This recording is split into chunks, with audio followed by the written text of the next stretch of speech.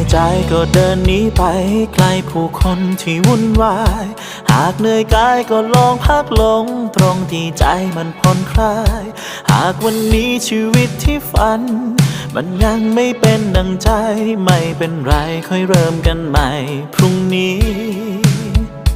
ออกเดินทางไปบนถนนหาตัวตนที่เรามีว่าวันนี้ชีวิตที่ดีมันมีความสุขอยู่จริงไหมสิ่งที่ใจเราไขว่คว้าได้มาเพราะถูกใจหรือเพียงหวังให้ใครต่อใครเขาถูกใจทิ้งมันไปก่อนตอนที่ใจหวังในบางครั้ง